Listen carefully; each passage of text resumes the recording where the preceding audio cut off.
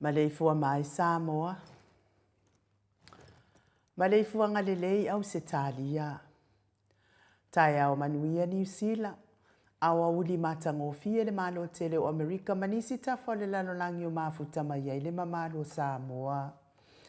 Le tai au manino, le tai au tatoa, le tai au matangofia le asolulo te se masa faa lua fe lua faa. Faaftaitele ile atua ila upule faa soifua. Wala fa imai le leile nei tai au fou. Faafetai fo ile soifua tulu ile mamalo le atunu. Mai se le malo si umwhai ona whaatino ai whaiva matiu te masani ai le mamalo Samoa i aso taitasi. E whaafeilo ai atua i le anganga whaalo alo i sunga i whaafea ngainga. Au ona te tofia le atua i so se whata tapuai. Lau se sunga le whaafea ngainga le maot Samoa vi ingo le atua Reven e sau asora. Viena le anama le whaletua ia upulasi. Sunga le toe ino le kale si ala mo sato i fuata ina. Reverend Tele Tausanga ma le faletua ia matau aina pino no Tausanga. Pasta visita felava ia mosa ma le faletua ia vai tamasoalii. Pasta faatili matulino si Amoa. Pasta sanga le tuila epa ma le faletua ia fai upu.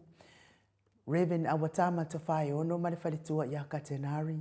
Tina malo manu malo ia Tiulia Moli. Susunga le epikopo ia Sianava te vita kioa Sianava ma le faletua. Pasta ainu umuli anga avi isama inaya ma le faletua ia Saipeti. Matua malo manu malo ia muli anga telesoti ma Potofou. Pasta ia Kopolama ma le faletua ia Ainga. Pasta tole a Fofaraniko. Pasta Moana Tulolo ma le faletua ia Petala Kapiteni Poloka Ivao. Pa ia o Ainga matama. Le uso ngā pule mtu mua i tu au maala tawa ai ngai li taima le wa au fonoti. Sua ma le vai whanua fofoma ai tu langi sa o le masale au mua. Ma le lau niu na sa e lua. Le awhifio wha atu i to fa le ulala au namtasi ma upu ya te ole motsa. Talo fa lava. Le maleifua mai o le au mamalo so tātou malo le nei tai au fau ila nā fionga le tu ia ana tu i malele i whano. Ma le to a soala ui le lua ma le masiofo. Me se le afionga le taitaisili, le Grand Chief o Papua New Guinea. Fo mai o le tū la fono, fo mai o le porkiki, ai o le fo mai fo o le tamau a inga. Taitai o le vaenga wha au whai pui puia ia tawa tangata Samoa. Lau susunga tuila epa au e lua fatia lofa lupe soli ai lolo fia ngalu manemana na yoti ai ono. Dr. Sailele Maliele Ngaoi. Professor le tō whamanino. Ai ole fo mai le tamau a inga. Dr. Afualo luanga lau wha amoe tau lua manu wood salele tui tolo waa ma le faletua good morning. Le whasala uta o le a inga sa tunu mafono. Le afionga i le sa o ia le ota suatele. Po le afionga fo ia fui maono manu seni tu fele. Ma le faletua ia su a Vivian Pefem tu fele good morning. Superhero tato por kalame. Le afionga i le ali i faipule le tu malo fale ata tolu. Le ala i le pule matafeo tupuola fe pule a i tu au pepe. Le ala i manua le ala le au loto ma le faletua i a Sharon. Ma lo soifua manuia le nei tai au fau. Professor soifua ma lo loina. Dr. le ausa to le afua tupa i sa mauta ke na seri ma le faletua good morning. Tato sponsor ma lo si mai hawa i le afionga i a lilo fotu wa manu. Ma le faletua i a baby Fretten ma le nofua alo good morning baby. Ia manuia lava le fiang mafutai sa moa le nei vai tau. Manuia foi wha amuli lilo. Le afionga ia vui niko la uofo ma le faletua ia Molly ma le nufua alo mai sini au sitalia. Good morning Molly. Le susunga ia Felice fiuse ni o tautolo ma le faletua ia Maria ma le nufua alo sini au sitalia. Good morning Maria. Fa manuia le atua le pisinisi. Mai se fo ile afionga ia le malu. Ma le faletua ia fafangu le ala misa ma le nofoalo mai melepone.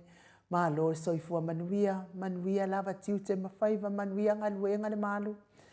Mai se fo ile tapua inga le ao sina si o tata watunu. E nai ta maama tina matua ma le maleifua mai le nei tai au fau. Mai se o tupu mai e o Samoa. Lau susunga ile uso ali. Tuila epa fai ai ma le faletua ia maunga mu good morning.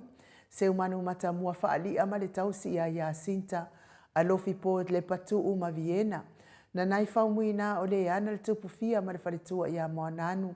Ta alofa telesia se kola sitika to'o. Au le matapula se umalo fereti funga so vale faalava au. Tio inu ese Paula Banks fa asu tusa fa a efili. Pepe si itia epa le sina le avai Maria Akiau tuala Maria Blake Lock. Ngalu wafi sau fo i maluloto matangi vila wano. Longo i pule peleti to i loa le ifi fa ai u fa amau moana e ke loma. Fo keti si amoa evo ai o faiva Rosalia mu popo. Ma futa mai au kilani New Zealand. Good morning Rosalia. Ma lo lava ia te oto tina matu al tato pokalame. Fa aftai fo i le lango malo sila fionga al tai sili ma le maenga fa au fai. Vasili i fiti furisia inu e tele ili fa so tau mama tau good morning. Nga fopula sa lua tele moa se ma le tau si ia Susana. Lau fili a rona fai ngafa ma le faletua. le susunga ia to alima le ifi pope tuala tamalelangi ma le nofo alo. Te o sa nele tunai ma le whaletua ia to o mata ngaru vao le ota, good morning. Se wā muli tu poloa ma le whaletua ia to o amataio. Papoli i Paulo Ioane ma le tausia a kenese. Le ifi Ioane tu umatavanga upua tua tavanga ma le whaletua ia sunema, good morning sunema. Moi malo tani eru tito malua timu. Whaletangoa i Farani Swan ma whiao taito. Pupu i fatu elia tau ili ma Filipina. Le musu ngā Uta Brown ma le tausi i Atina. Lolo matau wama pauli ului ma le whaletua i a ngafo sifulu. Pali i tele moangu tuti apuna olo tango ma le whaletua. Fati alofa pou vi ma se iuli whale ula fati alofa. Tuala tau uma le lua a le sio muripola.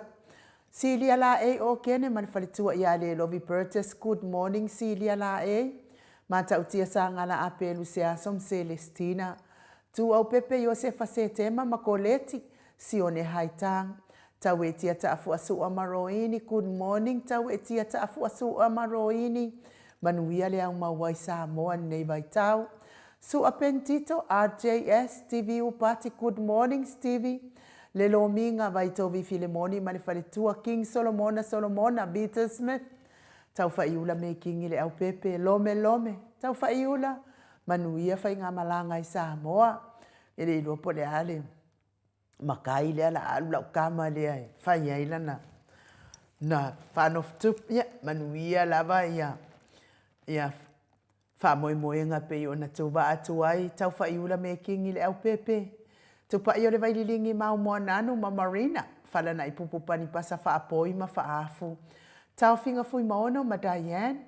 Tupa i o le vaililingi whaasalafa tapua i kuka le tau sima le ahi ngali. Manusina se te whano. Tole e fua, good morning. Ma le whaletua ia matai ati o sa whaatono ni umata. Mau salafa. Ono sa itu whaanatu e ti maulalo. Praises langi a yang. Selina aling na hio. Kolokita tuala. Maria Sione Tusa. Good morning Maria. Petonia Salele. Muripola Mose ma Maria Olai. Fono i moana langa aia pele sauma. Le susunga ia kolisi le ota ma le whaletua. Toi surusuru ngā tau mati elive ma whaaumu. Lucy pautalo se walunga ma mali umai. Tau afesili amitua na i malisi. Tupuola perenise anau ma le whaletua. Good morning Tupuola. Le vave ma Monica Pala Smith. Afa Malao Brown. Le susunga ia vaya ma Janet Langshu. A matawhai a Vito Yosefo ma le whaletua ia Susana. Moto sanga le tau tu ma Anastasia. Good morning P. Weaver. Lofi posi a moa pe lua ma Rosita. Robert Peterson. Faumui na po wesi tangi lima matania. Niu marikau me valo ia pasu i muri vai ma le tausi. Me se fo ile. Talainga ia le fau watu uanga seata ma le whaletua ia Lisa Solema Leipen. Good morning Lisa. Manuia fo ile au mawai sa moa nei vai tau. Fa manuia le atuai. Fa moe ma fuafuanga na tu ba atuai. Awa atua Julia Leifi. Fautua lele Yosia Savila ma Jenny. Ta ateo fatia lofa. Baina lepa Kay Chelson Kuka ma le whaletua good morning. Mainu woti. Fau muina se fosione ma alapama. Sunga ia Mika Muripola ma le whaletua ia Filomena. Nganga eolo Tony Taleni ma le whaletua good morning nganga eolo. Papa Sama. Poa mai si o tua a papa. Lupe soli ai wharupenga ma le whaletua ia Tile. Masoe loloane misa ma oli. Fau muina le alari au waa ma le whaletua ia Lita. Good morning Lita. Le whetara inga le whalefitu ia le muawa ne emia ma le tausi ia lei. Tofi lau ma le whaletua. Le au anai ma le whaletua ia Lina Tiuli. Whaasavalu liu. Ma le whaletua ia whaalongo felila tu uu le au talili. Sua filikari ma uli tawai. Na mulau ulu. Ma le afionga ia tau wa aletoa pele pesite tamasone. Good morning tau wa aletoa. Fiti saifeloi tu la epa taputoa ia feta. Le ata awe lua tavale fale tui. Se fo ele lenga ia au mua pita le au tutu manu lele ua. Ele tise manu lele ua. Luku Jimmy. Talia oa pule loto vautu ua. Good morning talia oa. Le susunga ia olo manu usini mani fale tua. Good morning. Malo le soifua manuia ila wafionga ile sao tau manu pepe sopo ta fea malii. Mane fale tua ia peka baka tonga tuki.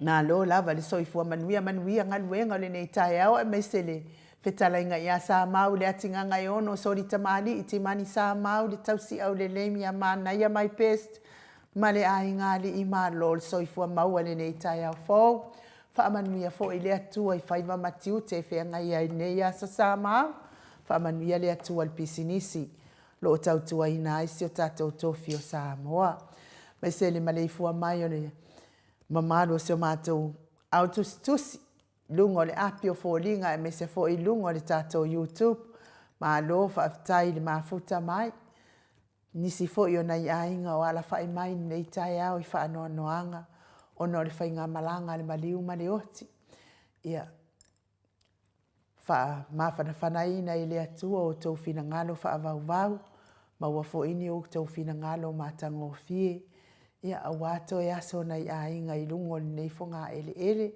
ia maua ni manatu lelei ia ba ia sanga wha mawhana i le atua o tau a whina ngalo wha noa ono o le to esea o e sa pele mama i le mafutanga i le nei lalolangi lunga le mātou api o fōlinga lo mafuta mai sia matila ma lo lava le soifua manuia i le nei tae au fōu. Pea fo i le whetalainga ia ngafo pula sa lua tele mōs. Ia ma le tausi ia Susana, ia peo le basi fo ia le mauta sa mō vi ingo le atua HRPP ami. Manuia lava nei aso ngafo. Fa manuia le atua i whianga ia i mga luenga. Heni we lese good morning. Fa pea fo i se la tupu Filipo le mafuta mai tewa nai. Ia ma lord tusi mai. Stevie upati, good morning Stevie. Tai lavan mafuta mai fa aftai fo i mo fa manianga e meisen tapua inga. Fa le tua ia Filomena Muripola, good morning mena. Ma lo lava le soifua maua le nei tai au mafuta mai melepone.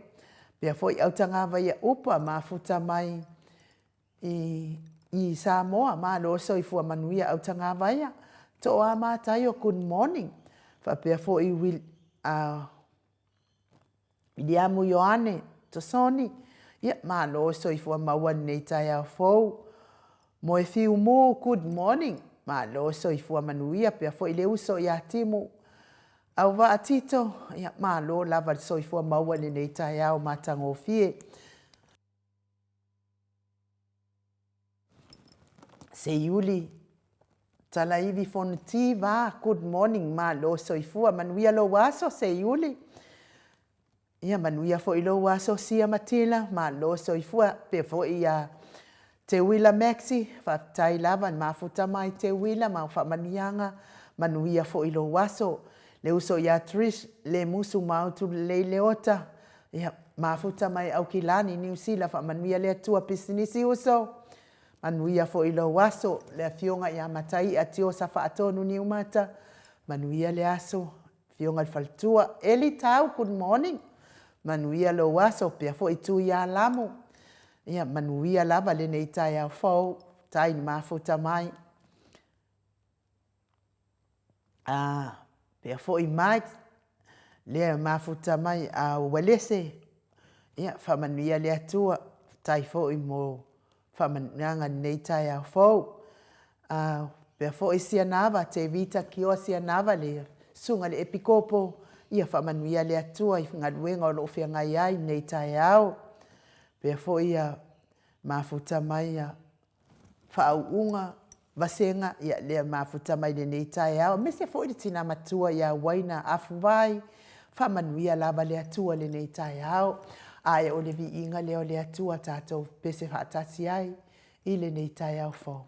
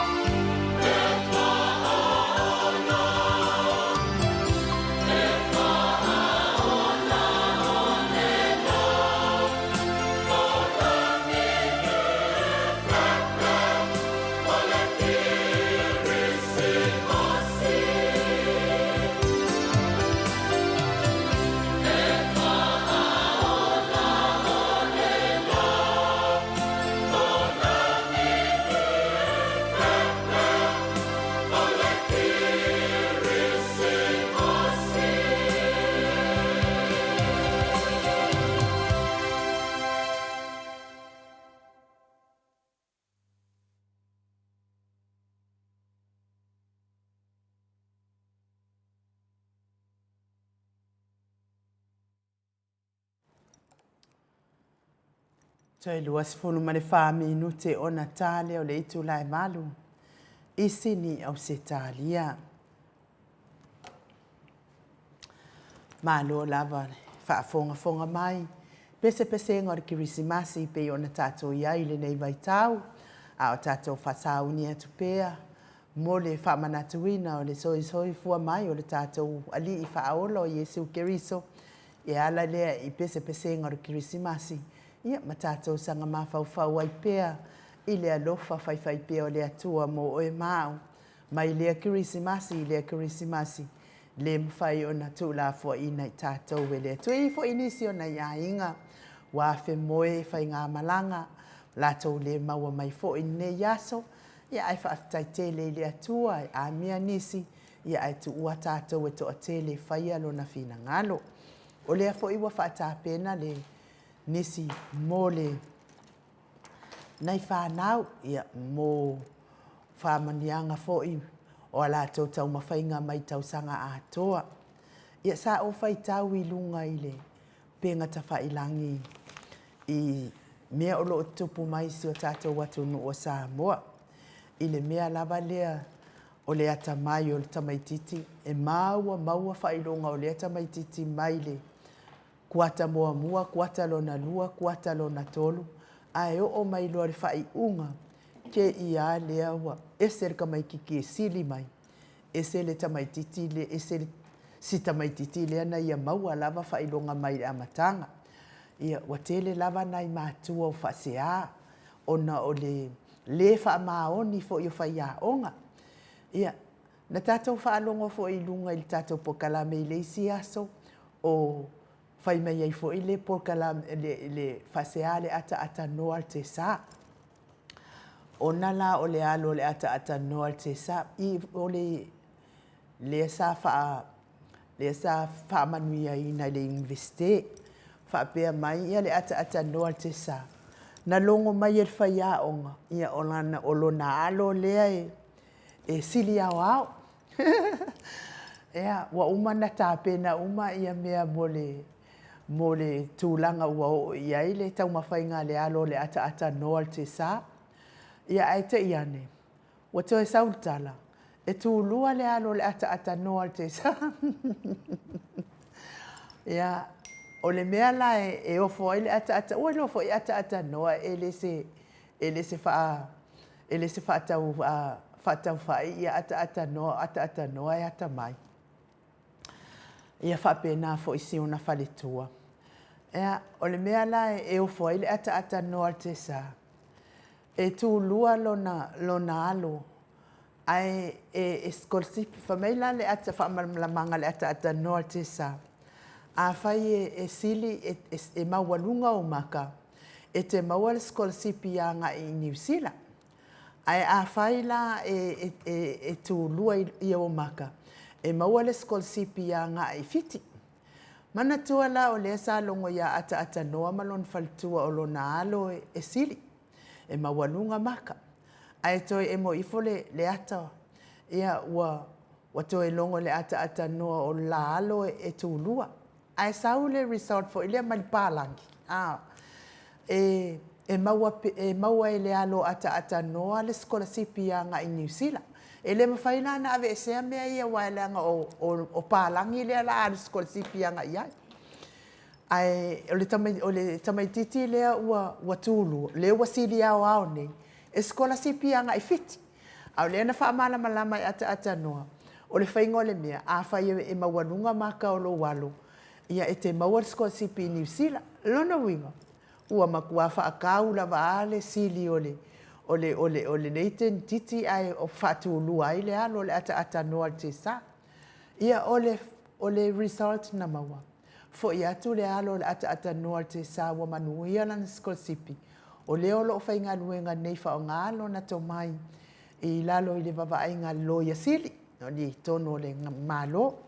Ia a o lea na sili au ai aluanga I oi I fiti. Pei umau te whaanongo atu whaapea mai ata noa lana afisi atu lana pepe. Ia. O le tūlanga lava lea o lea lo o whaiti o ina le malu o le atu nui Samoa. Le ngata ia o ngal tūlanga lua I whaapea nā fo I kolisi. ia ua o lava ilunga ia o ngā mawalunga le universite. E o vale le wha maoni, ai ui lea, wha malului nai mātua. Ma nai whanau, e le whai ngōwhie, e le tau ngōwhie, le tau langolango ina o nai o tau whanau tu saima. Ia awa mai ia ni whai unga ua le wha malia ina ai o tau whina ia ua le popole, ai foi le ata noa te sa. La lava na awina ngungu lava lo na alo ma wha manuia ina. Ai mo i lātou o e olo o mawhatia i ngase o le tino. Tau mi ai le whala efu ma le apurpurusi o tau whanga i so se maota ngase. Mai se o tono o maota malawa. Ia wha manuia le atua ia te o tau tamati na o so o tuangane. Ai mai se lava na i whanau pele.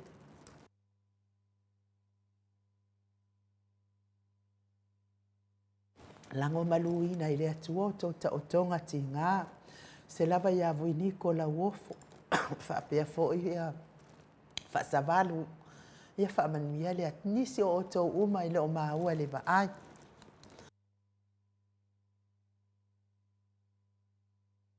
Tau ia le alofo le atua lang. Fua i atu ia te o tau le mahalosi. Me se fo ina i ta mamati nā mātua. Ia maua pia le mahalosi mai le li. Alpese le amo o tau. Ia o na woso fo i le kari.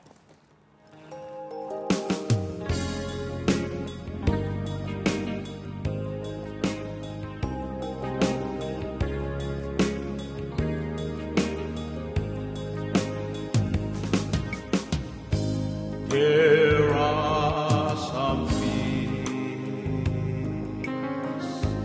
I may not know. There are some places I cannot go.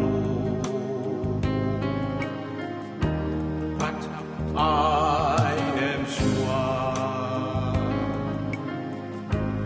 of this one thing, my God is real, for I can feel Him deep within. My God is real. Yes, my God is real. It's real in my soul. Yes,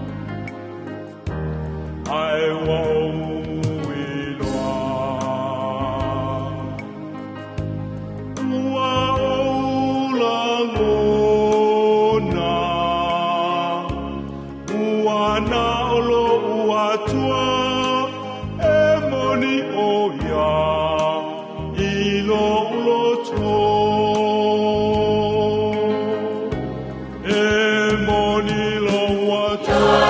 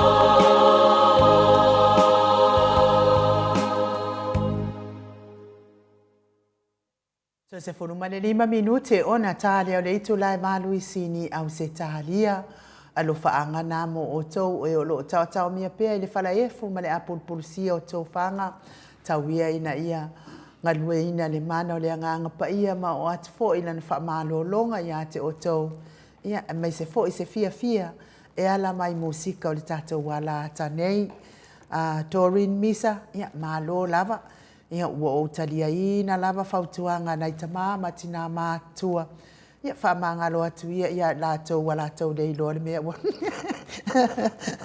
le ua mafuta mai le fionga le tapau whaasina ia to le afoa nganga whaano e whaawhiloa i la ua fionga le tu ia ana ave au malanga tama whaasau le tu malo le na tu ina tu ia o le tonu mai pea whaururunga le ainga malosi vane fo i lau talainga i le la ulo le tau lau niu. Ia malo lava le soifua manuia le nei tai au fauto le afoa. Malo fo soifua manlangi manuia le nei foi tai au matangofia le fau le tua o tatou aulia mai. Ia wa foi tunanga masani foi tatou pokalame. Ali batua foi se pamtalanga mua pea no au whaatulau le fia nganga pa ia le nei tai au whaptai Yesu. Le nganga le na ainu tatou whera whai mai le nei tai au. Ia, le lava sisi mea te tau lawan tātou, whapenan tātou, au whatasi ai, o le whafo i lea le vi inga i le tua, le ala fo le nan tātou, wola ai masoi fure ne laulangi, ia maua le vi inga o le tua.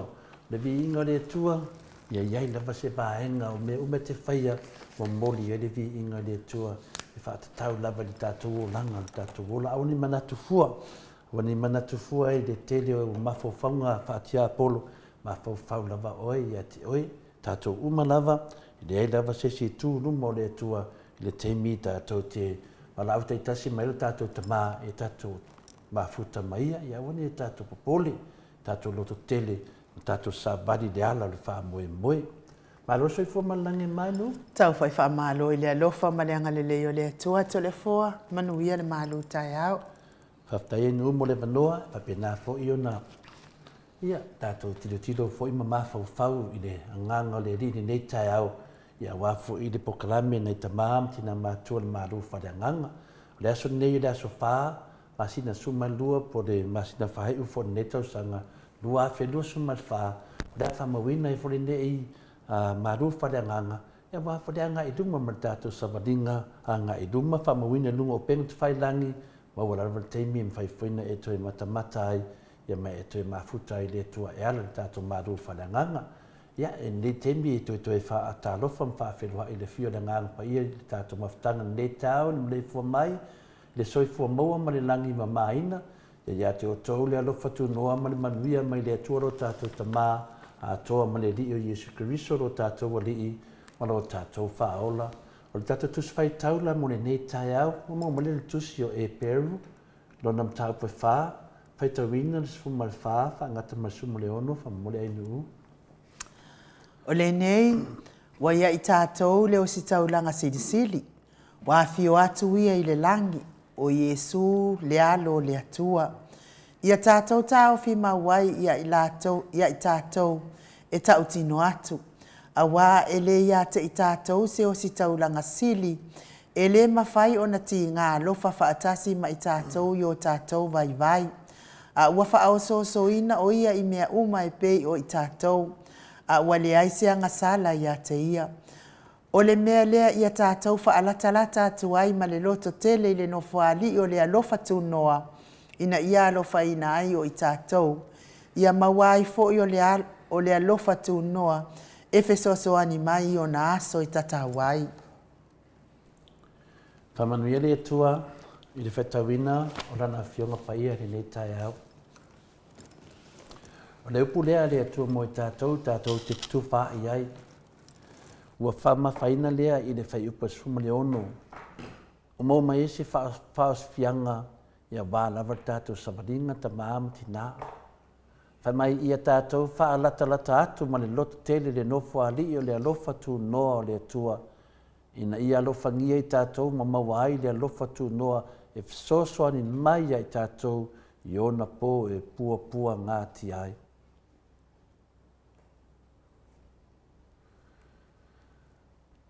Nā nei ere tu whaanga mo tātou, pawhitai. O le whesiri e mai e whafo, pe a mai e whafo le lo loto e mawhai ai o na tātou malama, ia ma tātou fia re nei aso. O le whesiri e whapea, pe tātou te whewhewhe ea e te talo. Ia, whesiri tu sao lava e te whewhe e te tatalo. Pe tātou te whewhewhe ea e te talo. Pere ai. Le asau tari. Tātou o le whionga pa ia le atua. E alofa le atua ia e tātou mai e whina ngalo o ia e tātou te abatu. So se whaafita huli, ma so se popo lenga i lo mawhau. E le se mea e whaatina ai le atua pe a whai se se lau te talo. O le nganga le nā o le tatalo. O le mea moni lava e alofa le atua ia te oe. Ma e na te le, na te talia ina mea uma lava e te tatalo tuai. Ai mese lava pe a whai e te tatalo i le tatalo whai ngofie. Tutu le loto le tātou whaasoa e tu saima le tātou whasiri pe tātou te whewhewhe ea tātou te tatalo. Iaso io tātou laiti. E tātou te mawhau ua na o le paulava le tatalo e tātou te mana tuaina. O le tatalo o le li. Ia e mese lava le tatalo ia tau e tātou le tau loto ina e tātou tatalo tau loto o tātou laiti. Le ia sesi o tātou i le mana tuaina. Te lea ia so io tātou laiti whafta Iesu, fwai mai mea ai, tali alo o lofa amen. Ia sa tau loto ai laso, a nei lau tātou mātutua. Le ali mele wa tupu ia tātou. Wa tātou mātutua nei pe fōringa mai, wa tātou whewhewhe e te talo i o tātou lava upu. Wa e le mawhaina e te talo na wau, ni o tātou mātutua. A talo na talo aia a so la iti e tau loto lava whafta Iesu whai mai mea ai ta dialu o lofa amen. A so la ni o tātou mātutua. Pei fōringa mai o tātou whewhewhe e ta talo i o tātou lava upu. Ne mena wa e ta talo ma e whaati ngā atu di whina ngalo pa ia le atua. Wa le tele o mele o tutupu. Tua pala ai hale si ta talo. Ai sia. Walana te loa ina te leo o le whale tonu. E sa o le lei. Sa o le lei. Lea manatu. Ia alwhesiri dai a oe. Lea aso manatu. E sa o pere ai. Ia pule lawan tangata i lona tari.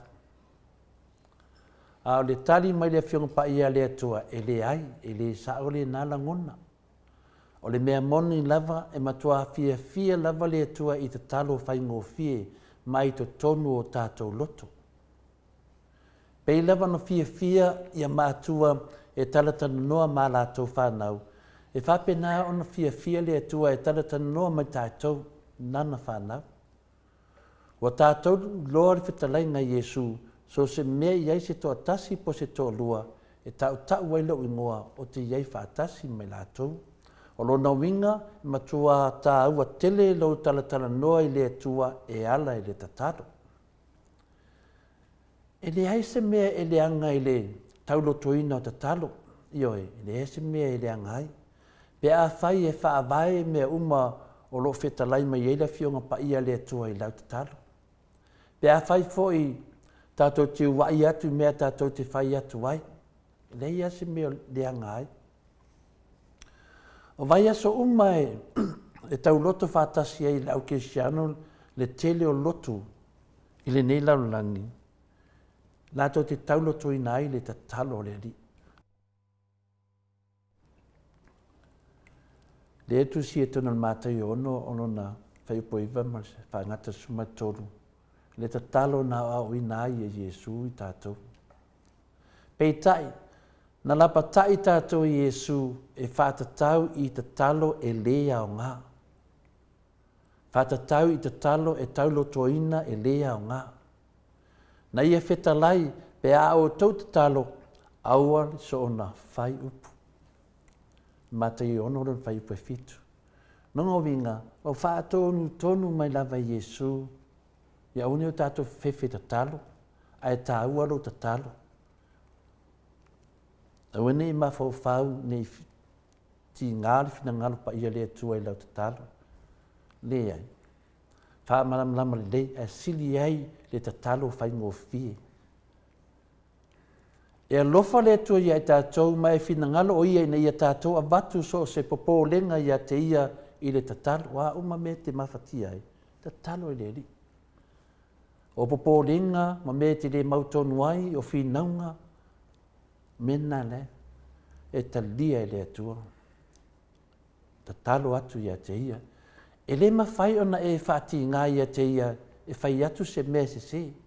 Ne e whaapea te iwa i tali atua, te utota mai le atua e lau tatalo le ai. E tu ua i lumo le atua, e sida fia le atua. E sida fia le atua la te se, e te lilo inga la te se, e sida fia le atua. E lofa o ia ia te oi, e lofa ia te au, e lofa ia tātou, e lofa fo ia i lātou. Nā te talia ina lau tatalo, ai sili ai, pe a whai ngō fielo te talo. O se tasio mawhaanga na maliu wai Jesu mo i tātou, ina ia mawhai o na wha mamaina i tātou, mai a tātou ang sala, ma wha lata atu tātou i le atua i le tatalo. Mai, tele i o mea lofa le atua. O ia tātou, ia tātou māla mai, le mawhaanga fo ina maliu wai Jesu Keriso, e wha ma o tātou ngasala, ma tātou wha lata atu i le atua i le tatalo. Wa whetalai mai le fionga pa ia le atua i le tusio e pelu pe tātou whaitawina lona whai basuma le ono, i e tātou wha lata atu ma le loto tele le lofa li o le lofa tu loa le atua, ina ia lofa ngia i tātou, ma maua hai le lofa tu noa e fsosoani mai i tātou, iona po e pōpua ngāti ai. Ai tau mafu.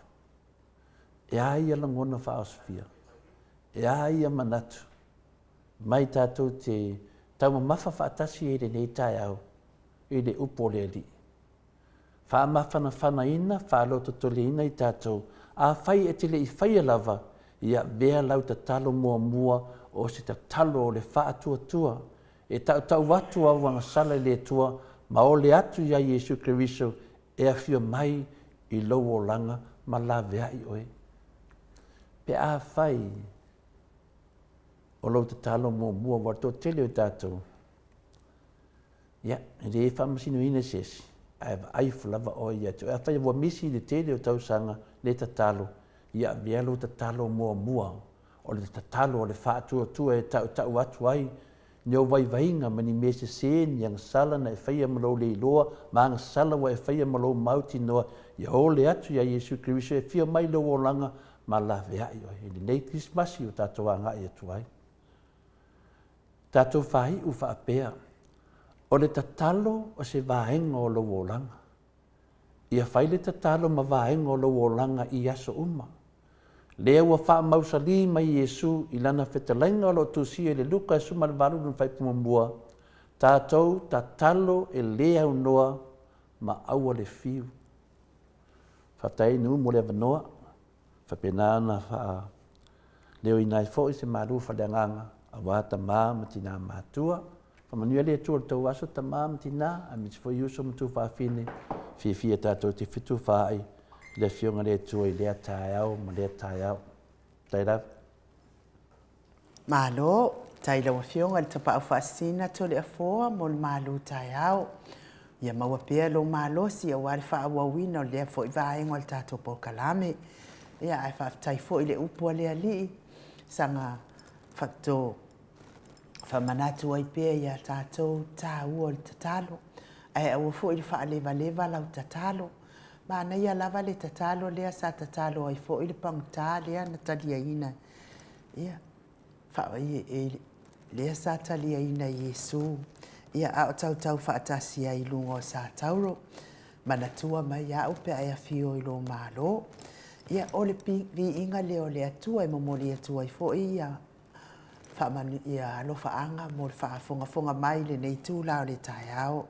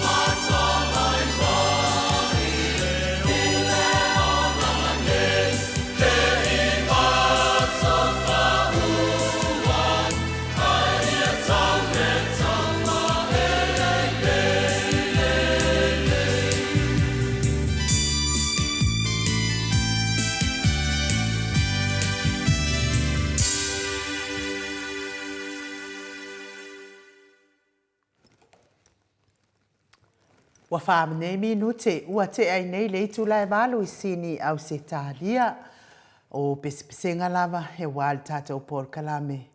Pei ona masania I lea tai au ma lea tai au. E mamole atu whaaftai tele lava ia I lātou uanga le lei mai tu sai mal tapen penanga le fionga le tapa awhasina I ato le afoa. Se umalo fereti funga mai Alaska e whase lau tā la. Teo inu ese Paula Banks mai Glaistete I New Zealand I whase lau tā la. Le tina wharetua malolo man malo ia Julia Moli mai Brisbane e tolu se lau tā la. Maria Sione Tusa mai Glaistete se lau di masifulu tā la. Toe surusuru ngā tau mati elive mani wharitua ia whaaumu mai Brisbane. Ia lewa toi whaupopo mai le lua se lau tāla. Ia ua wha se lau tāla le la ngalelei. Mo le tāpena pena ngā tole a foa. Le sunga ia vaina lepa kei Jalson Kuka mani wharitua mai Melepone e lua se lau tāla. Lucy Pautaro se walunga mamaliu mai Brisbane se lau 5 tāla. Le tina matua ia Rosalia Mupopo Mila mai Aukilani New Zealand tolu se lau tāla. Te o sa nele tunai male wharitua ia to o matai se lau tāla. To alima le ifi pope tuala ta malelangi e lua se lau tāla. Whapea fo ile sunga ia tuila epa whai ai. Male wharitua ia maunga mua e lua se lau tāla. Se kolasi ti katoo, male no fua alo mai Brisbane e wha se lau tāla. Le lo minga mai i Amerika e lua se lau 5 tāla. Tina matua ia le sina le avai e lua se lau tāla. Pea fo ile whaletua ia Filomena Molipola mai Melepone se lau tāla. To a mātai o mai i Brisbane se lau tāla. Sua Filikari mauliuri tawai se lau 5 tāla. Reverend Esau ma le whaletua ia Upulasi e ono se lau tāla. Pea fo ila fionga ia vui Nikola Uofo ma le whaletua ia Moli e 5 se lau tāla. Lea ua mawai le tātou tino i tupe le nei tae ao 5 afe ma le 7 ma le 5 tāla. 5 afe ma le 7 ma le 5 tāla mo le tua il whaatai te le lava. Ia te oto uma wanga le lei mai i le tapena penanga ato le afoa. Tai lava le alolofa, tai lava le anga le mai tātou por kalame nei. Tai fo ina manatu tātou maftanga e ala ni Mount Samoa vi ingo le atua. O i foi e i loa tonu ai lava, tangata moni lava o le Mount Samoa o vi ingo le atua. Lea ua tolefoa? Ia, lea ua e whaafonga mai i le maa au o le mamado le atunuu. Sunga fo i whawhia ngainga, whapea fo i tamā matina mātua o e langolango mai tātou Paul Kalame. Ia lea ua 5 afe 7 ma le 5 tāla. Ia ai se i whai saunoanga a tole a foa.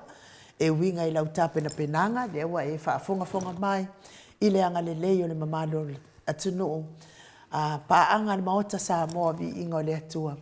Ia e ala fo i nei o so whainga ua. O sa whai mai ia lea di o lalangi. Kau mawhai ka perka kori ki o tole fo? Malo, whaftai no mo le fesiti. Ia, le fesiti ia e whaingo whielo na tari. E le na whunufuloa i tātou. Le ngang whia ma le ngang whaftai pe na whamtaleina fo ia en u. Ia e tele le e la uawa ma le whaaloalo le tātou maftanga e me se fo ia ta maamati nā mātua. Na mafua ai na whatune nei po kalame. Whapena fo le fionga te sili a Dr. Tule Epa, man tama ia Dr. Afualo, ia o la ua ia o pio tama ia finale whaasino tonu ili tātou Pokalame, ia man fisosoani fo ile tātou hero, ia Larry Pule, i tūlanga fo le tātou Pokalame, le tātou Pokalame foi. I di iso una sopo ia sesi le Pokalame le moto sa movi ina le tua. Ona o lo whapena, ona iai uma wha maunga i te tonu nei Pokalame. Le ala pare umi tātou te ngāru lue ai whaatasi ma tamāmiti nā o lo whamamauina i lewa lo whatu noa. Whamamauina i mea uma o talaanga o le tātou maftanga i lungo le ea. Ia, le rawa ua whapena lavon tātou whawau taru pain tātou mafuta mai ma le whiunga le professor ia takta fualu. Ia e le i misi lava se tātou maftanga e whai lava, e alu lava. Whapena fo i tātou wawa lata ai ma le whiunga le tete sili. Le tātou tamāia Dr. Tule Epa, ia peo na whaaleanga ina e finale to tele o tangata. I le ngata o tangata finale o palapala o lātou loto i le tae ele.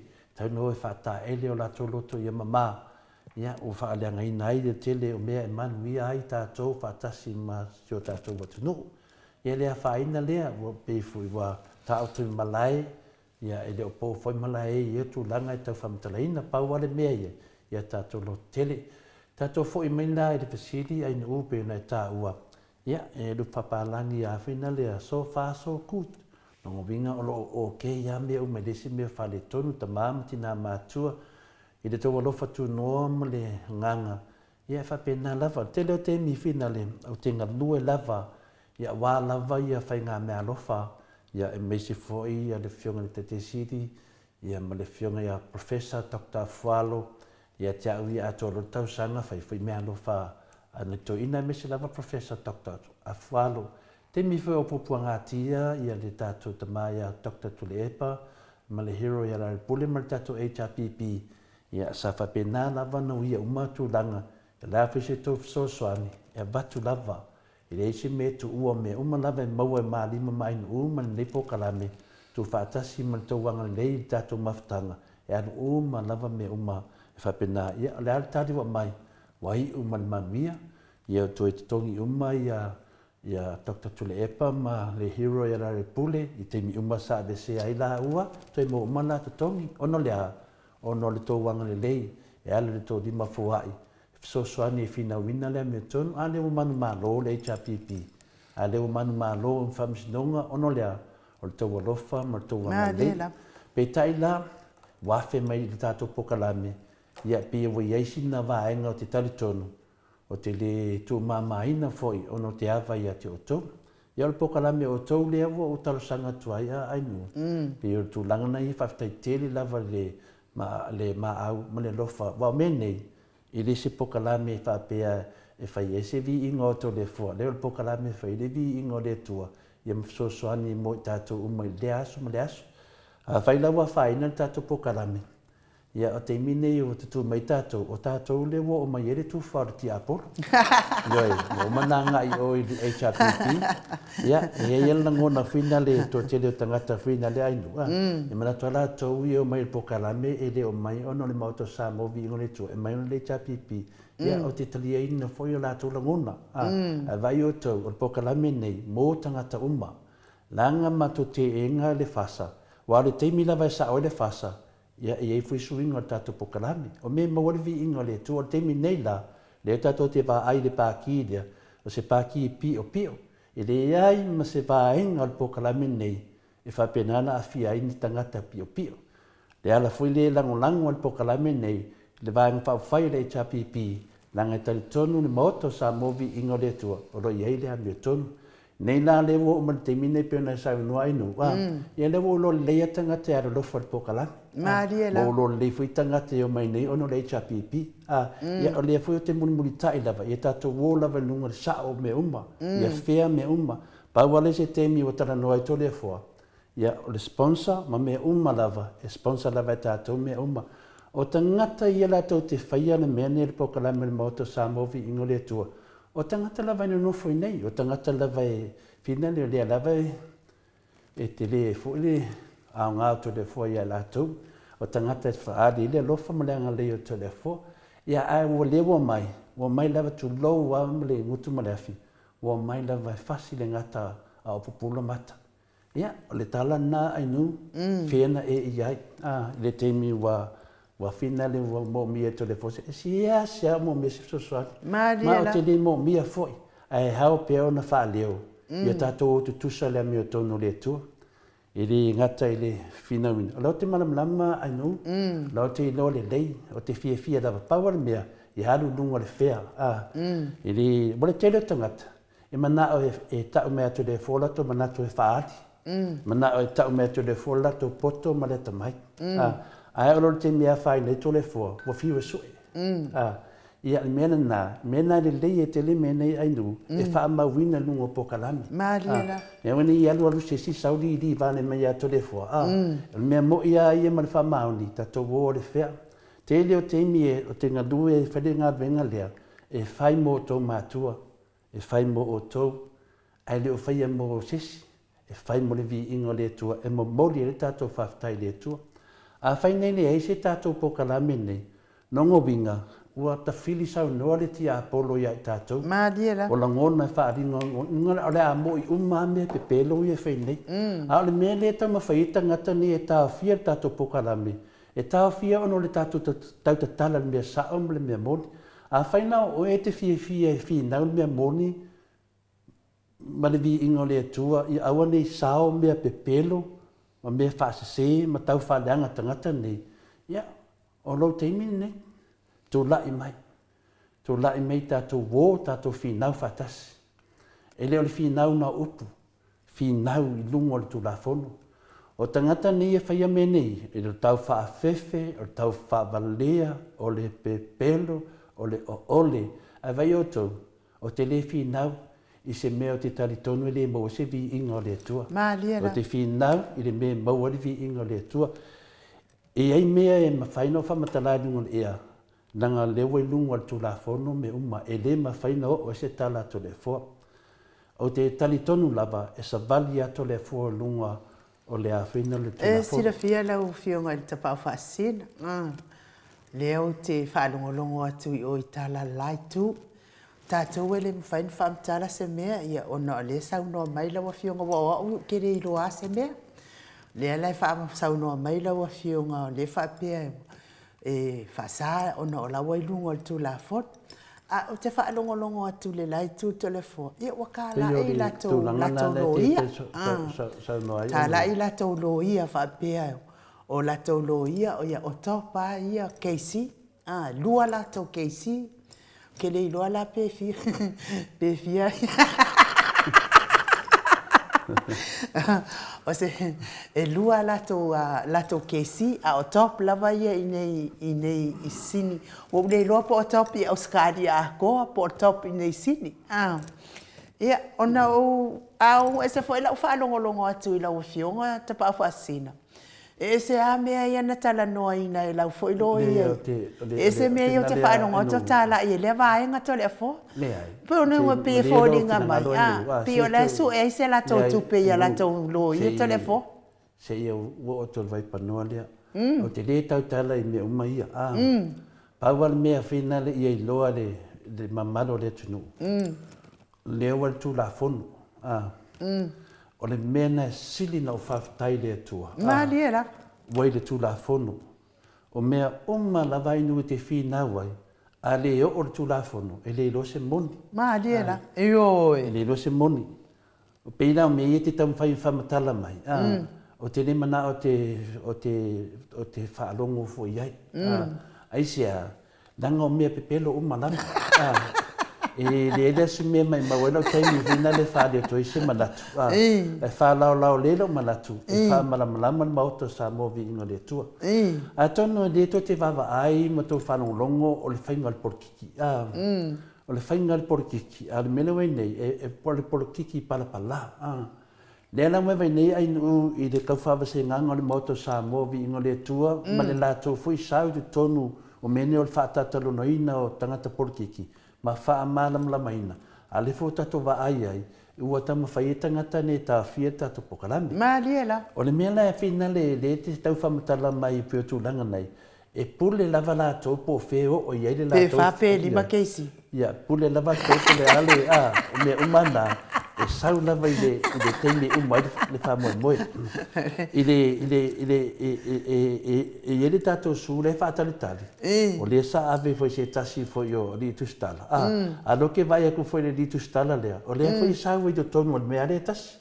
Sau manatu foi na le ai so manatu Yesu na manatu.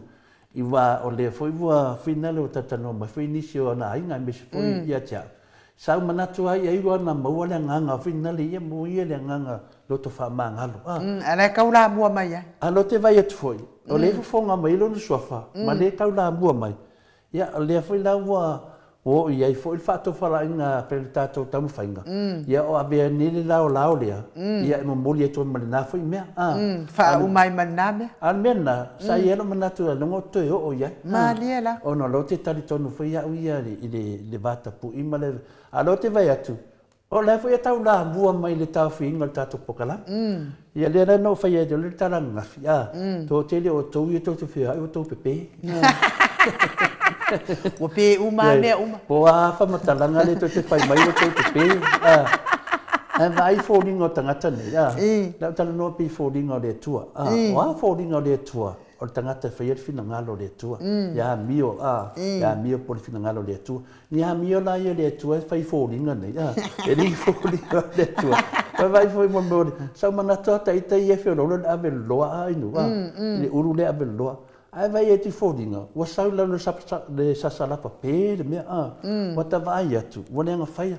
Ai an mea tonu ne tau e whio i fua whioti. Le ngangala nā leo te tamu whai whamatala atu. E wai whamatala mai nā mau mei e tia. Pauan me leo te iloa i ring keisi mo meo kung fu. Are KFC. O le mea ua kau pisi e la ua tātua le fua. O le whai mai o le sia uonga whai mai ua whai mai ia le whoringa i oki le ke sa ungoa so ia po le mea le se lumanga i le kulou suafa vui. Whai mai e lua la ko keisi. O topa, wau le iloa la i la uo. Po o topa au skadia, po o topa singi.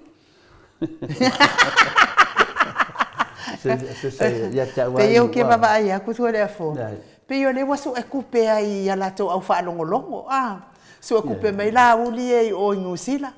Ai so e kupe aku la ko ia ngai au skadia ngai sole ka fe o la. Au le o ia o fai nga we ngai ba wai kupe vai ya so uma pe o e. E ke fai nga we nga o ia vai ya so uma ma wai ka kupe. Fai e ka po karame.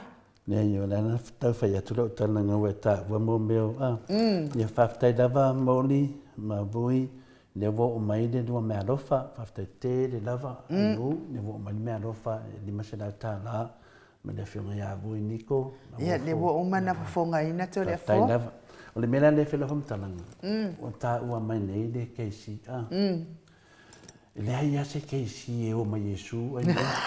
Io e. Io e. Wa umanga keisi e lalo malva inga le di faula. E che si la fia telefo wa ula be fau e sa no. Ia po le ale luo keisi ai a mai le fa maunginga o la ulin kau ko pepelo i lumoli. Kilo keisi kilo fa maunginga. O le ala le mer keisi le fa fa maunginga le pepa fa maunia le mai telefo. Na foi lá pe oi pe orato. Ya o que fai a coi foi o que fa fefele sa. Le ai. Na pe for conversinga pe orato. Le meia le o mondo tatalo atu. E le ma se meo te tau tala. Awan meo te tau tala ia ai no wa. O le fa mana na mai no le tunu. Pe ai se a wa ta pena ai to le fo. I o le talia to le fo. O mea uma lava o tāpena i tole fua. Mō lātou ma le pui o le lātou pokalame. Ai, o le fo i ka kau amaku se la pakainga. Wa su e tau tupe tau au whalongolongo, su e le lei. Ia, o te, ia te awa ia inu. Nanga lela kam whai e whamatara mai. Nā e se rea whamatara ingo mea na mai lofisiti. Le te la mai lofisiti. Le watari lofisiti a e se whain mea wai oso mai ai. Peilan tu langana ye nu mun malam lama anga le atu no.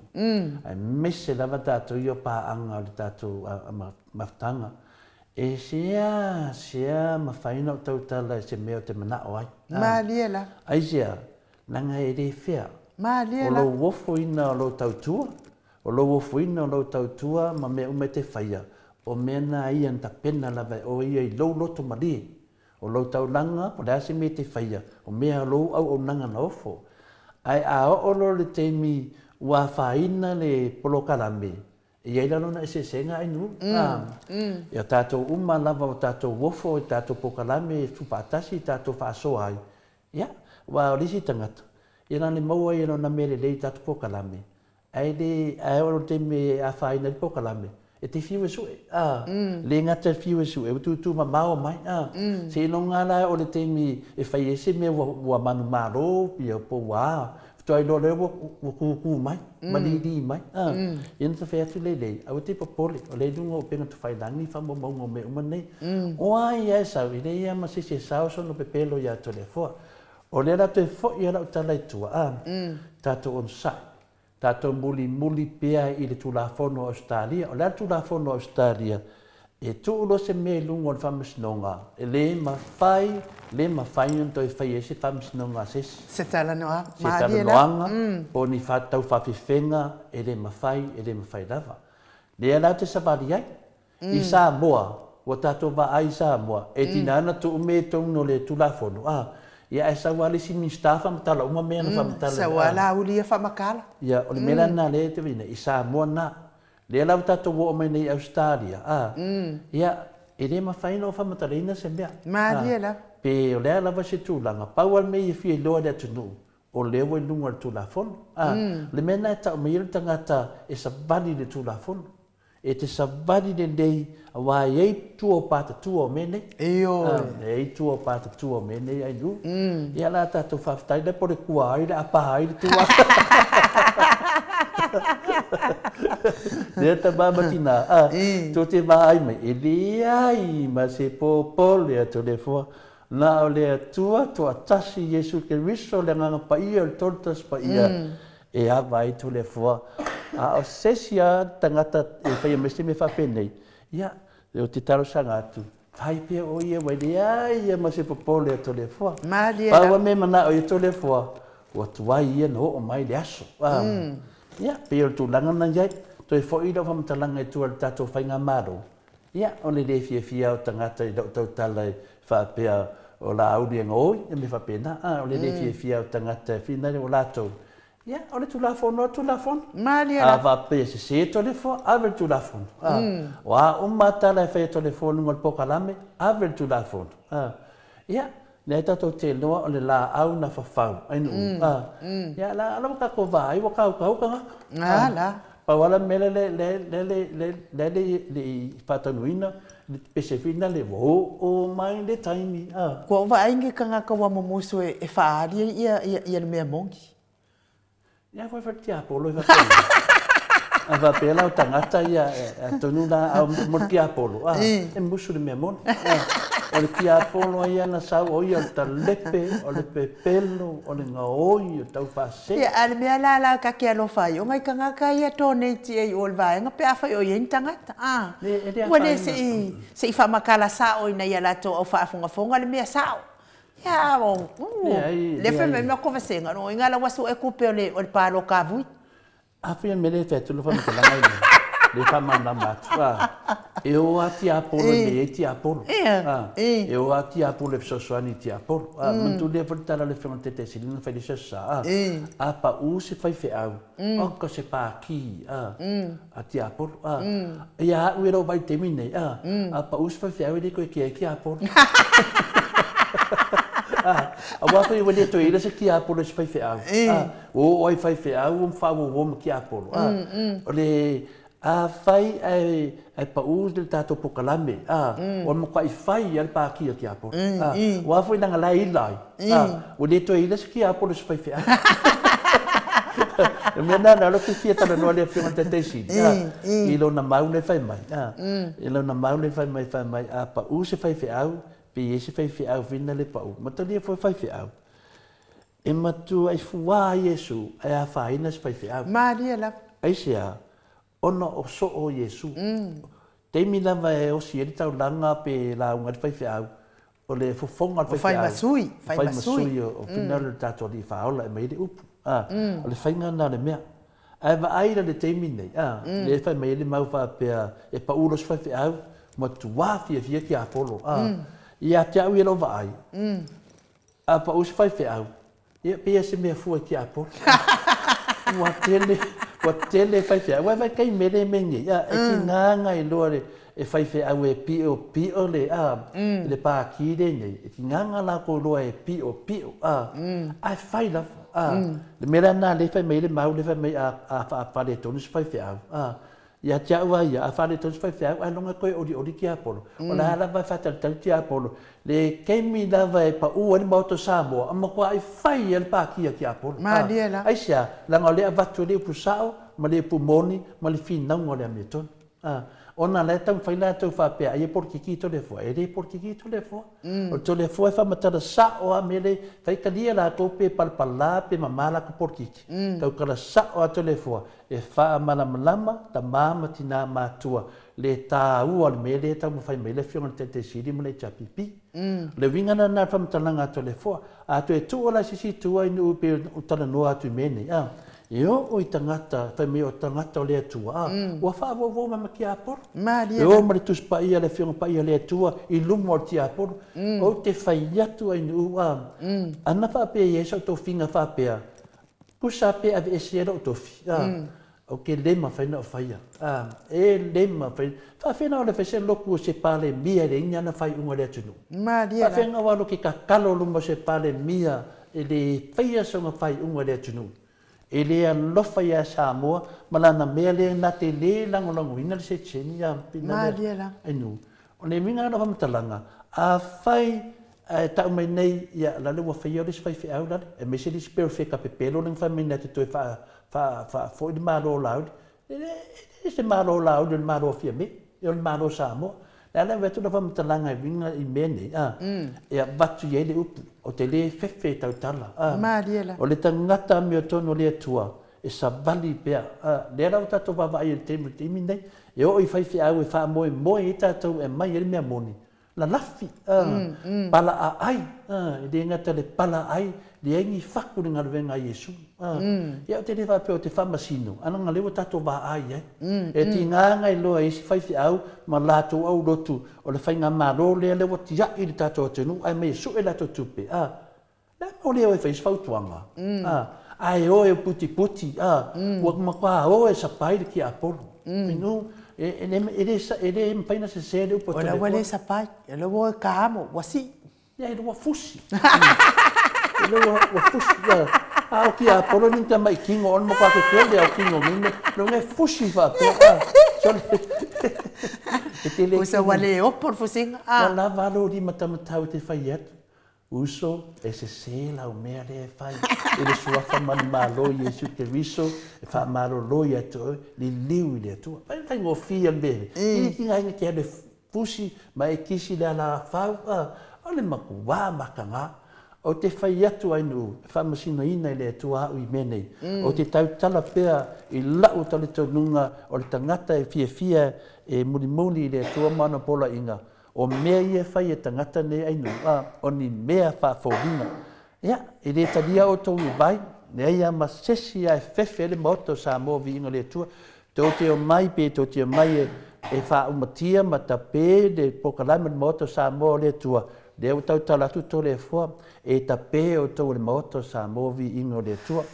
Aisia, ono mea moni ma le whamaoni, e e ina ni maoto Samoa pe no fai atu a fai le maua i Samoa se a mio tono le atua e maua ne maoto Samoa vi ingo le atua i au se taria le to va aila e aina ilu e mawhaina o le mata upu le tungo tulafonu a le tono tulafonu te mine pauaro le te mi ma le paufore te mi tau tala to ito le fua a maia wa uma le ala wo fea tu whamtalanga a fina le a to le fua inu te leo te mi e fai uma me uma po a me fai ale fesoasoani me uma a oro le temi ua faina le moto sa movi inga le atua lea ua tapena to le foa le upa e fai o le matou i tumalo a fai e te iloa oe i siulepa o te iloa foi oe tonga mau a fai o te le iloa inga oe siulepa o te le iloa foi oe tonga mau lea ua tatou wo o i le taunu unga o le tatou tamuwhainga ua matua o mai ale ti Apollo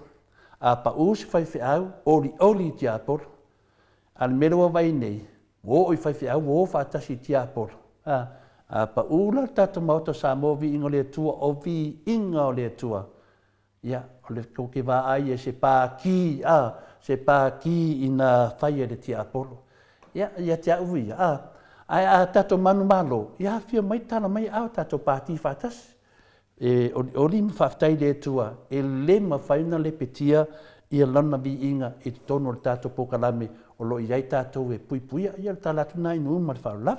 Malo faftai to le afoa ia ua tō whaafonga mai Samoa i le tapenanga te lea le fionga le tapau whaasina ia to le afoa ia lea ua tapena pena atu ai ia mole mai hafo i o lai tu ia leo tō whaafonga fo i fola lai tu ma la tō upu fai ia tātou ia tātou te alu na vai lunga tō la fon. Nā rā umalo lo tō talanga tu salmenta ngofo ana na fio ata nanga akai ele pipi ia se faila matanga to le foi tonu Australia au tangata ne wo pipi ila to faila I mo mer to fa de aka le ngana afa pe mato te o matangata ne e fa pe me le oi foi le sa le ngasu engei me na le fe te fam talanga fina le ai awone o tato popole e muli au ngalvenga ia te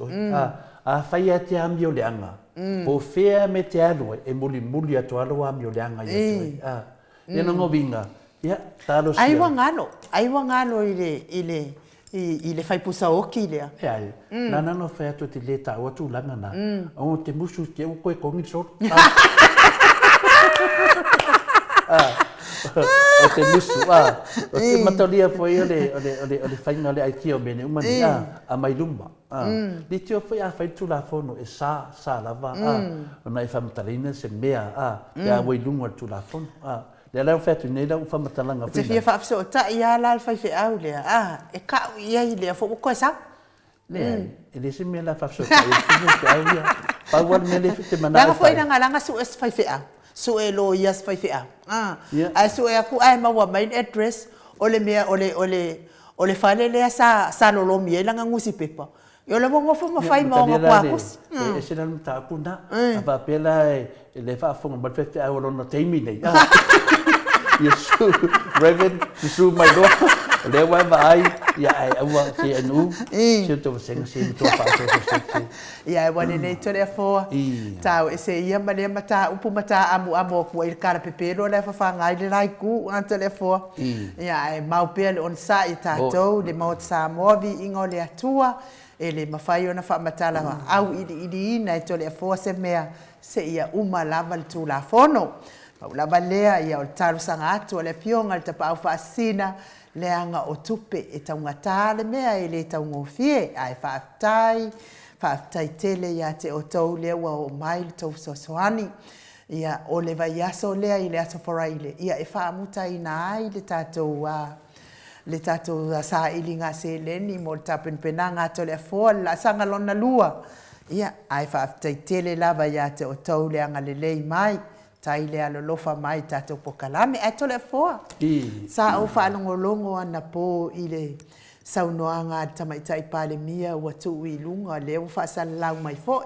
Ia mataulia fo e winga lava le sitiseni lea e whai ngā lotu ia. E mana ia le mataulia fo i o lea sa angia lava ia le whaamatalanga a whepulea i semi. Na o ia e wala aulia ia le palemia mo le whainga lotu whaafitai. Ia ai le lango ina mai tai palemia le sitiseni to le fo. Na o whaalongolongo la i le saunoanga le tamai tai palemia na po. E mana ia la na saunoanga. O na fo ia na langona. E na te whaataua ina le tuto o tasi o Samoa to le fo.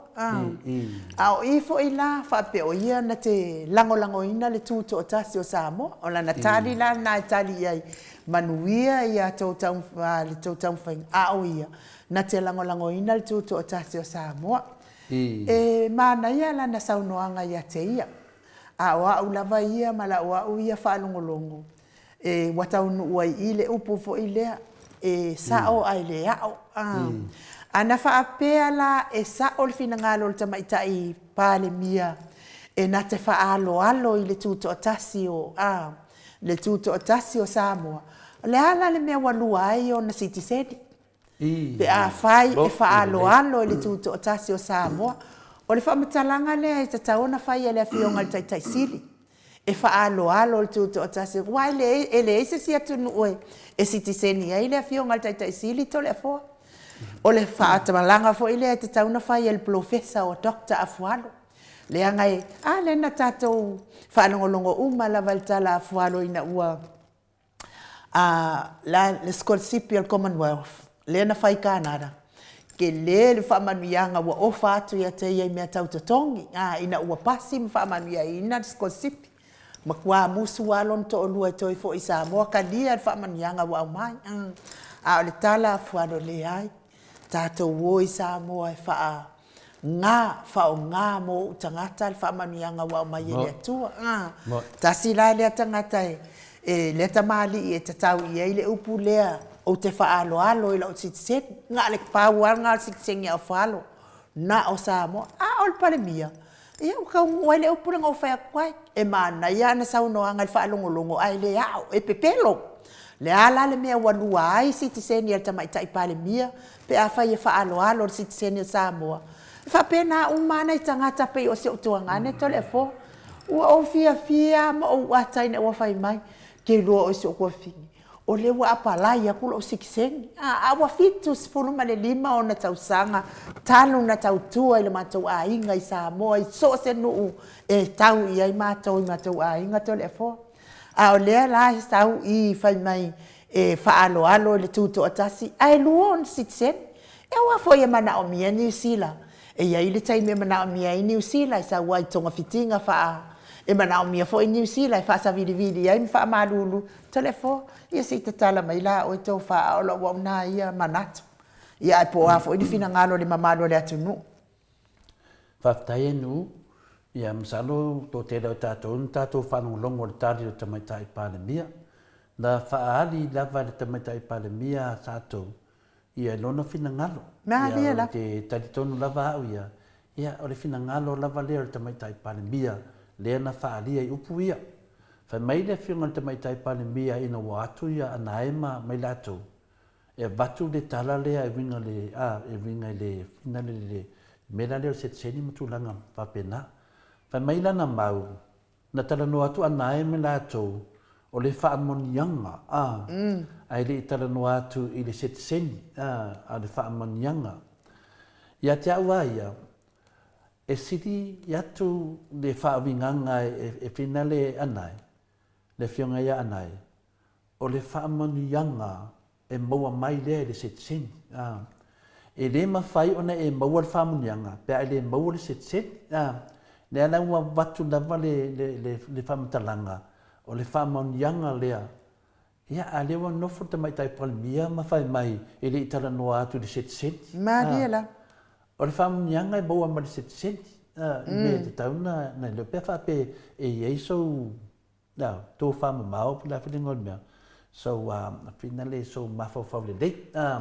le taʻu e tatou o le tu faamamao po o le faautaga lelei ia le faautaga loto ia lea la ua tali faapolokiki tamaitaʻi palemia a o le uiga na o le faamoniaga o le seteseni lea la ua talanoa atu anae e uiga le faamoniaga ia nai tagata ia ma latou fanau ia e moʻomia ai fuina le sona o ia o loo taitaʻia le malo Samoa po lasa finagalo ia lana e faauiga mena ia i leʻi talanoa atu le seteseni o lea talanoa atu i faamoniaga o faamoniaga la ia lea la ua e tāua ai nuu mo lua seteseni o le seteseni e nofo ai Samoa ma le seteseni e nofo ai ma agavaa ai niusila e agavaa lai Samoa toe agavaa ai niusila logoviga na toe amai ia le faamatalaga lena fai e le takutatafiga tufilau eti alesana na faapea le saunoaga le fioga foʻi a le tulou lava le sana ua le malo le fioga le alii palemia ia tofilau eti faimai le saunoaga takuta tofilau eti faimai o le mea e lelei i upolu e lelei foʻi savaʻi e mafai ona o maia le faupuga na e salami i faafaigofia le faafogaaga le mamalu le atunuu o le mea lelei Samoa e lelei foʻi niusila o le mea lelei niusila e lelei foʻi Samoa o le mea lelei tagata lolonofo i Samoa e lelei foʻi mo tagata mo i nonofo i niusila o le mea lelei mo tagata i nonofo Samoa nonofo i niusila e lelei foʻi mo tagata i nonofo i Samoa logoviga o loo amai na mo fai foʻi telefoa e lelei afia me le lua ona sitiseni e lelei foʻi tagata Samoa telefoa kogo ava e mo mani me le taumafai faamatala lea la ua e vaenei ai e lua seteseni o le tamaitaʻi palemia aisea ai ai le taimi e moʻomia ai le faamoniaga le o talanoa ai anae ia niusila ia siaki lou fatu lea mai umai tatou uae lē maua e Samoa tele o me ia fai niusila ia lea la le mafaufau o fia me i le whanongolongo o nei tangata ia i le umaua e lātou le avanoa lea. La la la na whanongolongo te, ia mea tonu ana ta o le manatu whapito. Wa manatu wa ia ia lātou ma lātou. Lea lau sa oe lau sa nuanga inu, nang leo te whanongolongo i lo whamtananga mai. Lea lau tau vai nei, lea la se whafonga anga o lo tuangange lenga e tā ua. Pitu onu tausanga, le wanga waa, ai whalongo mai i koinga sanguanga nei, e le itaranoa atu senseni, le itaranoa atu whamungyanga, la la no le pike lo le upu whamungyanga, whapele talo whae, whamungyanga i mō mene ia tali atu lo mō mene senseni. Oh, lea lau mau atu, e whai fwoi lau senseni New Zealand. nongo winga a mai fo ia u ni mai tu nga ni fentong fiti Samoa o te haru fo New Zealand e tu sa le leia mo tu nga ngele wa palaya na me a mana o fo ia e fia le tari de man mia le nta we anai o fa mon yanga na me la le wo tupu nei le la wa fiti na ila uli ma le fa me la uli ave ese sa no anga e de sa o le malo e lango le fa me sa o fia be no fita la u sa no fo le fionga pole ese o se tasi fo yo tangata tau lo e tono New Zealand tangata e ba ia tu la fo no mala lama le ia e pole ai ele talia ina e le lango ina e le tamaita i pale mia o Samoa fia be le tato se cheni lea po le mau lea longo binga ua matoa la ngona e tangata le whaano noa ainu le ala tō vai nei a whaina e se cheni foi fia me ia la maua ia le whamoniang e le o maua la e tangata le ala na whina le na tutu la au ia fina le nei to ina Samoa e tapa sau na fina ngalo e lango le ala sau nei la au di fa longo mai e sau no fa mai e le sena me fa pe de lango ina le le ala tato ba ai mo tangata ua fitau pusi lungo au pa e sau le si lango e sau le si le lango ina peitalia o topo fe o ko por kiki parpala pau le me te tau na fai awane i misi le whamonianga. To ia ora whamatalanga ato le fua le mafuanga. Fa mai fia me, e lango ia tu tō tasi o Samoa. Na te re lango ina le se tseni le atatou e oi na te lango ina tu tō tasi o Samoa. Mai na oe le mele le se ai te reo mea. Fia me, a whai o whanongo mai ale fasa, mai e tani tonu sa noanga le fia me e lango ina le se tseni Samoa. Wha mole. E reo le mea na le tara noa mata upu lea. O le unga whaavai o mata upu lea e se tseni ia tangata mai le lua balu e alu le whaiva. O lātou umana whanau le piliota lea e anga waa lātou ma lātou whanau. O le unga le na mai Peritania. Ma o le unga le o le mea moni, ma le mea mio tonu na mai e le tua. Le hai iai le unga na e le ma whaina suia o ma le whaavavau. Le lai fi nau atu hei tātou, le o to e batu ne le whiona te siri. O le unga le mato e tia tuai, e le ma whaina suia, e anga wā uma. Le anau sau nei fia me, whai mai, na te lango ina, na te lango ina le marutu tō tasi. E matua e se ai sini le mere tala noa ma le mere tani whaporikiki mai fia me. O le ane mea na aloke fo le maroku ko kasi Samoa, o lai ai al maroku ko kasi Samoa. E le whapeo whame New Zealand e se maroku ko kasi Samoa, o lai ai al maroku ko kasi Samoa. Ko sanga umaronga whailonga sikisengi aru loa lango. O le ame lango e le o tala noa ina le tūto o tasi o Samoa. E le o tala noa ina lava le whamisinonga lea le tūto o tasi o Samoa. Le na tā pāsa na whinangalo, pēna te lango ina. Le ala o mali whinangalo o fia me, na te le lango ina, le se seni le New Zealand, me le whamonianga le tana nui tātou, ai na te lango ina le tūto o tasi o Samoa. O le mea monia, o le tari te tau na whaine mea lea, o te le lango ina le se seni, o te lango ina, ia le unga whaavai, o le unga le na mai Peritania, o le unga nai anu mai whamasinonga me nei. Le alai maua le tātua wanoa, a tu e tu lai mai le chapipi, tātua te ola wa aisea, langa o le tele nai mātua tangata nei, wa maari niu. A leanga waa lātou. Lātou whanau. Leanga waa lātou whanau, a wa le mawhai, o na e le lango ina te mai tai parimia i le teimi nei. Ia, a sui rore tātua parimia, o na sa rore parimia fauna, alu lo lango ona ala ona manuia le atunu o le maune fa pe mai na te lango ina le tuto tasi Samoa o fe fa vai ele na mau ele ona be to no le finanga o le finanga le nei e tatau ona mai le set senio tangata Samoa na fana nau mai le lua fa se pa ia lalo mai o faiva o le mena le fa il finanga ai le o finau se si le tuto tasi Samoa Mea na e tau mai ei, o te nei no pe mana manama te mai tai pare bia. Po le mea le wha por kiki, po fe alo ai, e le sea whaina. A whai e lua o te teni, i wai loa tonu ang me le tara noa tu, e le maoto sa mo inga le tua, o le wha maunianga pe na batu saunanga nai, o le wha maunianga le na a sa moa, le mo mia sau soani, e te alu e New Zealand, e te whai New Zealand, e ta tau o na mai le se tsenya sa moa, pe ona iai le unga whaabae na mai le whamisinonga le na whai o Petania. Na winga na in u ni mele wata ta mai nei. Mo tua ese an mele ka whao mai ai, ma whao te mai tai paramia.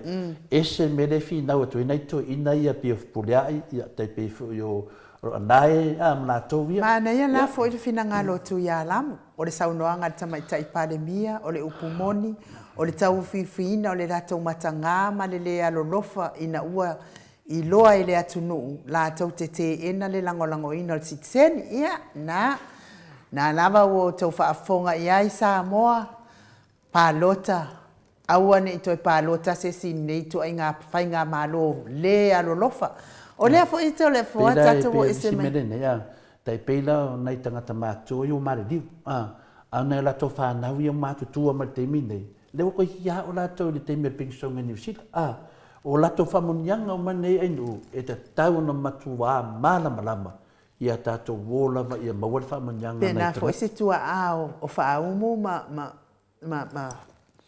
toi susuru le wha pe valu sifuru tau sanga ia lewa apalai mai ia na sitsen ia tato ese mai sitsen tau le foa na le vai atu tatai a o lena o vai atu ana na fili solo te te ana i leo to le foa solo te te ana i leo i le tutongi na lava la to ia la to alangi kaimi ia sa fa ngalue ngai mo le pui o sanga le mo le fono to le foa ala ka fa ia mataria foi tasi de mata pu no mo foi na fatana no le from te siti e le ma faina malo leo ma dia la ngalo lua leo e o la so sa le fina sa mai fa pea ia malo ia la so sa ia fa maru la so la so le ia por la fitu al mele wotu pa wa io me de fina malo no o leo fale mai ai sia so se te me te mai ai por la se te mi le be ai se o la la to la matala ma fale mai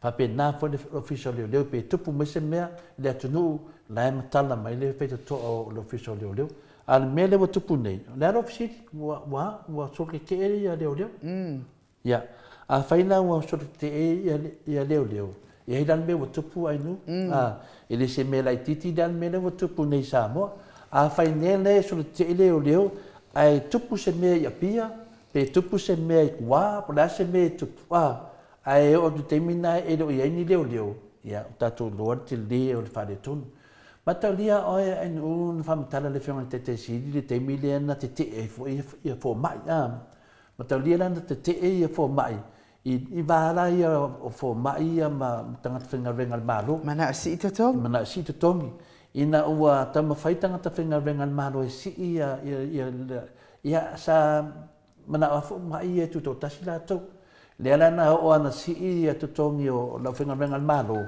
ne na wo o le temi mana of ia fo mai si ila totom on sa ni usi fam tan ta u an mele website ai le ro mana of ne ia fo mai si ila totom ia fe tanga ma o to ia le na mai lo le na to o mai lo le na to ai nu na me na fa e la to o mai lo le ma lo le na ia fitinga inga tele le na sa lo le fion te si di fam tala ia fai lo ko misi su komisi su na nai lo ai lo la ia te de me fa le tonu na na mawai le finale to file mu o la sa o la ban ma lo la to me na fai al mela nei e te tau na fai se komisi su e nu tau na fai se komisi su e po le al me wa finale wa le tongi ai ia leo na minga la a fai se komisi su e o mafuanga wa le ko ngi leo o ngo bol va ngi fafo ai kia inga leo ma wale se kupe ko kongi a mai sa o ya mana na le tunu no ngo winga la o le fainga ma lo le te mina inu e ta tau na fai se komisu su ai po le al me wa vai desi ma fua e ta tau na yele ma fua ma fua le fua le faina fai ni se wa la to la tu malo Nge ia mea uma tole afua se ilonga lava e sui fai ngā mālo fatu ailoa lea wa iei se tāli o mea uma ia tau te pisiningia. Afai ave whamisnonga pe whapere se la tō e ave whamisnonga mea ne pe whapere se la tō tāli mai te tūranga ne ma la tō ni mālo. Ia no le ave whamisnonga o le tāli ala mai whamisnonga o le tāli na tai pei whai usi me tāu pui nei ai nu. E whiu lava whai atu iai ia ngā tangata ave whamisnonga. Le whain tātou wa ai le whionga te siri. Na mai ala tō mea pepelo i na whai. O le ale mena tupu. Na ave le whamsinonga. Le na hanu ise le ni tele ma tele. E sa wale tali. E sa au le. Pape na whai la leo leo temi nei. Ioe. Ia matua i ave al whamsinonga ia whina le tātou maro temi nei. Wa le whātua toina le maro. Le iloa po le ai o se tupe o te toe. Ia po le mea o ieni mea o fua i ele maro le nei. O le tātou o tanu o matua le yanga, i le temi ne whainga maro, i le tali atuna inu umal whao lava. Ia, wha malo lama wha aftai to le afoa, mo le tātou pokalame nei tai au, tātou nfoi ia o le whaiunga nā tātou pokalame e tau sia ia. Sina mea na titia lea na ngai le mtau pule ainu le ntu ua. Mtau pule le tātou whonga whetalai. O le wa tali le tātou whonga whetalai. Maria la. Wa tali e whaasiana i o le muspepa whina le observa. O le tali le whonga whetalai. O le manatu o le whonga whetalai le iai sa tauna tāpā mo mua lātou. Sa tauna tāpā mo mua lātou. Se ia mai fo ingisi pepelo. Ioe, ia i tusa ia, i tusa whina i ata i wa ave lunga. Matonia matua makua kango le leia le muspepa le o le observa. Matonia muspepa le observa. Pau leo si newspaper ma le Newsline. Pau ia nai newspaper lo sosoani le tau wale nei le pepelo tainga maro le nei ia. Le ala le watu lai me nei le observa. Ia matua fai ia ngā venga le observa i lungo le me sao le iai. Le ala watali le whonga whetalai. Mo i fawai ma mide o le fasa. E lango le tali le whonga whetalai. O le tali le whonga... Ai mi se lava le tala moa media. Le tali le whonga whetalai le wafai. E le tali vina le sa tauna longo mua. Longo minga... Te le fua ma lai whaafiti le whonga whetalai e le iai se mea whaapena. Langa na o whaitau ai fo. Ia matalia le whaafiti le whonga whetalai. A le tātou mau le nei. O man wha maralo e fia mea ia whepuliai. I le mea lava le tasi. A whaila un whai e fia men wha mara lo i a whipulea e whai mata. E te tau fwoi na wha mara o lo li si ministarna iai. Wha tasi e man tātou whonga whitalai. Lea ua batu i le finale le tātou pokalai me whonga whitalai. Ua ta tau na wha se e tua ngadu. Te le yo mea ua ta tau. To ia le to le fo alai wha afiti. E whaafiti le whonga whetalai ni mea le whaapena tupu i New Zealand. E nanga le umara whamatalanga. Nanga le wea tau mali tari a le duar whamatalanga. O le mea le wea tupu nei. O lo whaafiti le whonga whetalai e le se mena tupu. Le se mena tupu. O tau whaafonga sa moa le whaafiti le na whaafiti. Pepelo i lungo isi pepelo. Le ai. Le whaafiti le na whaafiti e pe te ru ya Yesu. O te le ilo na tangata. Iai. O te le ilo. Whapena umman me lau whawhiti e tātou whonga whetalai.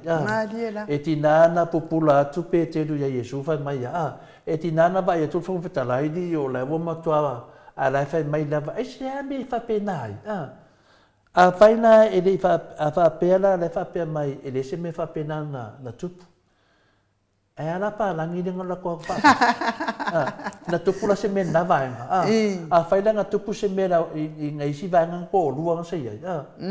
Ia, ai le kupu ia la ua. Ai ngā ku mare ai. Me kasi. Nongo winga e ka umai i. Ia, o me umana te tau lava. Ia, o na ave numan maru. Wa soli le tu la fono. Mionga, o tau valea sa moa i le tātou whonga whetalai. O tau valea sa moa le tātou pina le tsui le tātou marole tō rua ma le whonga whetalai. O tau valea sa moa i a whipoleai. Mea whaavao marole tala noa ai ainu, o te leo tala noa tu loto i whale. I le whaavao maro. Whaila o i eini me whaapea e kau whawhau ni me whapenei. Si ainu, e whiu e whawhau me uma e sau wale tali al whamsinonga wa soli tu la fono. Pau an mena e turi. Na soli tu la fono. O lea tu la fono wa whanga se le paua. Lea le paua wa vera to finga whafonga whitalai. Ma tau lia lai ma nino le lei. O le awan malo. O le whafonga whitalai. A fio whafonga whitalai i mea ia mea le fasa. Tu'u le upu whongwhetalai, ai alu o ia o le paipule o le fasa. Ainu. Maria la. Ia e lese whongwhetalai na le fasa, o le whongwhetalai o le tunu. Ai a whio le whongwhetalai i ni mea whapati. Ia tu'u lola pulo le whai pulo whafasa. Lea lawa la vea loi i.